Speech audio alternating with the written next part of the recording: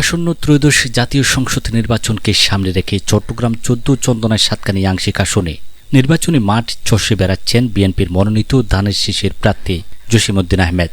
আজ সোমবার দিনব্যাপী কালিয়াইশ এলাকার বিভিন্ন জনপদে ব্যাপক গণসংযোগ ও পথসভা করেন তিনি। এ সময় সাধারণ ভোটারদের মধ্যে ব্যাপক উৎসাহ উদ্দীপনা লক্ষ্য করা গেছে।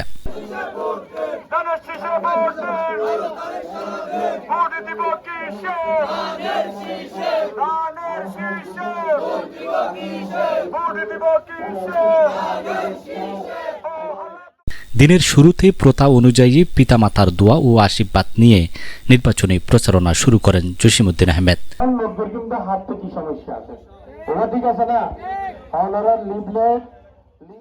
এরপর সাতকানিয়া উপজেলার কালিয়াইশ এলাকার বিভিন্ন ওয়ার্ড ও পাড়া মহল্লায় সাধারণ মানুষের দ্বারে দ্বারে গিয়ে ধানের শীষ প্রতীকে ভোট প্রার্থনা করেন তিনি।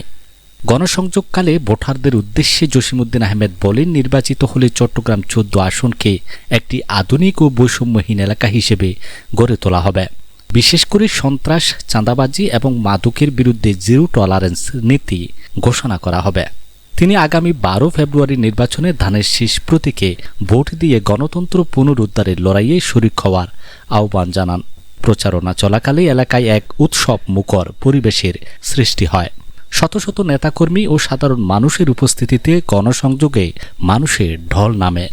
এ সময় জসিমউদ্দিন আহমেদের সাথে উপস্থিত ছিলেন বিএনপি নেতা আপিল উদ্দিন আহমদ, শামসুল ইসলাম বাবলু, গাজী মোহাম্মদ ফোরকান, ইলিয়াস বাবলু, আসহাবউদ্দিন ভূঁইয়া, আব্দুর রহিম, আমির হোসেন, দেলোয়ার হোসেন, আব্দুল আজিজ, আব্দুর রহমান, সোহেল উদ্দিন, লিয়াকত আলী, মহিউদ্দিন সাগর, জিয়াতুদ্দিন, ইলিয়াস উদ্দিন সহ স্থানীয় বিপুল সংখ্যক নেতাকর্মী। সাধারণ ভোটাররা জানান, জসিমউদ্দিন আহমেদের সজ্জন ব্যক্তি হিসেবে পরিচিতি এবং এলাকার উন্নয়নে তার অঙ্গীকার তাদের আশাবাদী করে তুলেছে। শহীদুল আলম, চাটগাঁর মিডিয়া।